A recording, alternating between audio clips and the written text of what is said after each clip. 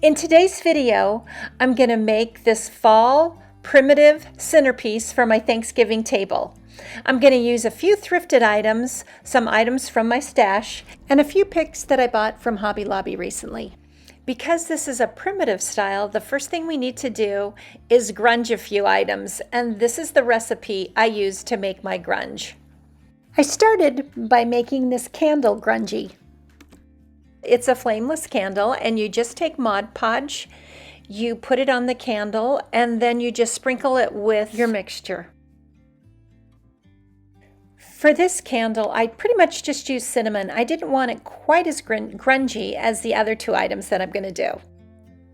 You put on the Mod Podge, put on the cinnamon, and then just tap off the excess. But while you have this mess going on, you want to figure out everything that you want grunged. I also took this is a charger from the Dollar Tree that I did not like the way it turned out when I was all done with it. So this is going to be the base of my centerpiece. And I decided to grunge this as well. But this is really grungy. And you'll see here that I put the coffee on there. And it's instant coffee, so it's kind of chunky, so I had to break it up. Now I have my recipe in a bag and it's all mixed together. But at this time, everything was separate.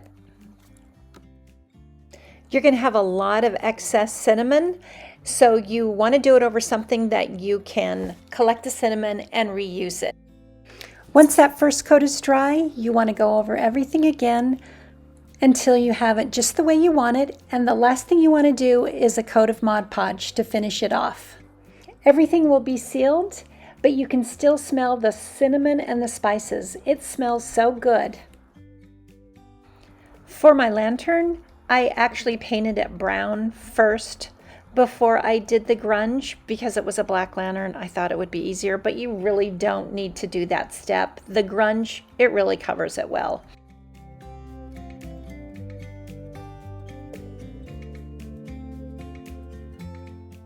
And when I was all done, it really looked rusty and crusty, which I loved, but I know not everyone does. But that's what's so nice about doing it yourself. You can make it as heavy or as light as you'd like. Next, we need to print this design that I found on Etsy onto fabric. To print on fabric, you're going to need a lightweight fabric, and I used muslin, and you're going to need freezer paper.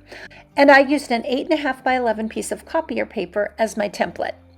Once you get both pieces cut out, you want to iron the shiny side down of the freezer paper to your fabric. For my printer, I needed to put the fabric side down. So you'll need to double check your printer and make sure you get your fabric in the correct way. And I was so happy when that piece of fabric came out all printed on, and it was perfect. Next, we need to remove the freezer paper, cut them out, and they'll be all ready to make into little, I think they would be bowl stuffers, but we're going to put them in our centerpiece. This is the fabric I used, and I just cut out squares that were a little bit larger than the labels that we just printed. And I used muslin fabric for the back. I used my glue gun to put the fabric together, leaving a little opening so I could put in the stuffing.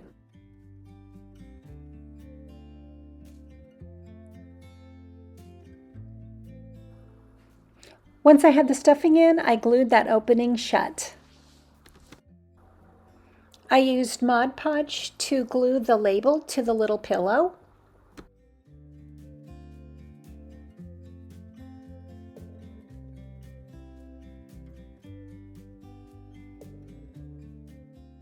And this is the Grunge Recipe for the fabric, and I'll put a link down below where I got my two recipes.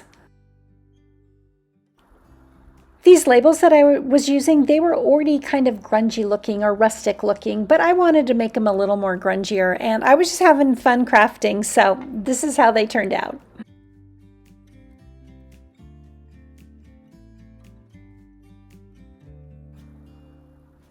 I made one more with the glue gun, and then I made one with the sewing machine. I always have my sewing machine sitting out, so I just use it, and I don't get any burnt fingers.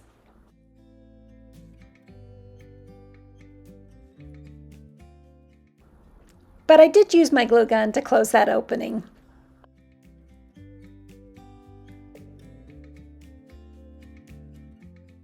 And now I have everything ready to put my centerpiece together. I took a piece of garland and I wired it together for the base of my centerpiece and made sure that it fit nicely around my newly grunge charger.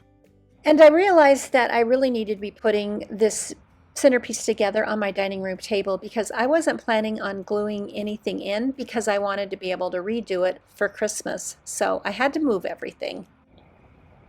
And when I started putting everything together, I just started with the larger stems.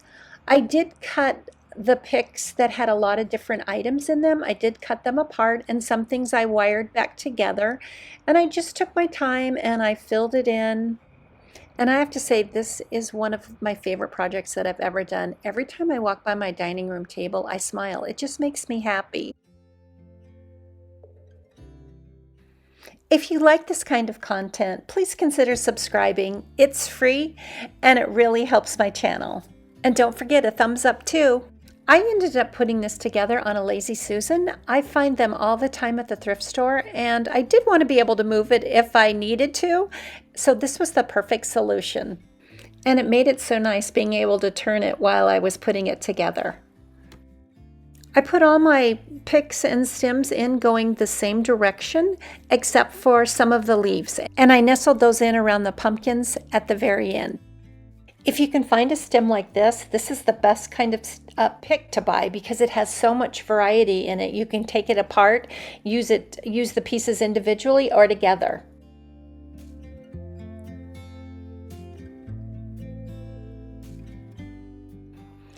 When you create a centerpiece this way, I don't think you can mess it up.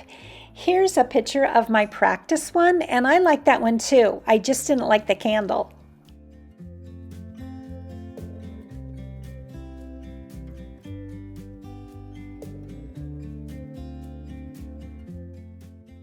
At the end of the video, I have a couple pictures of a different way I use the little bowl fillers that we made.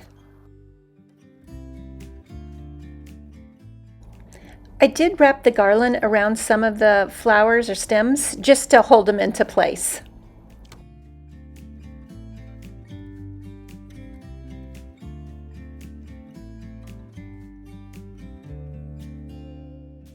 I think I ended up using 6 or 7 different kinds of stems, so it really wasn't that expensive to put together either, and I got everything on sale or from my stash.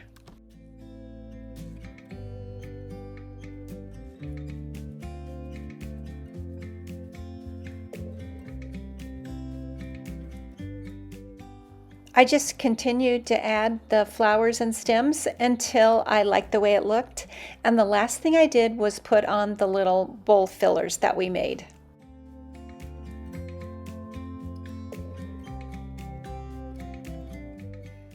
I found a package of cinnamon sticks in my stash, and so I just added a few of those too. And this is how it turned out. Like I said before, I just love the centerpiece.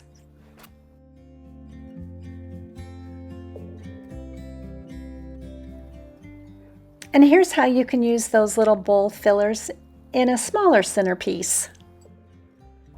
I used a Thrifted bundt pan. It kind of looks red in this picture, but it's really orange.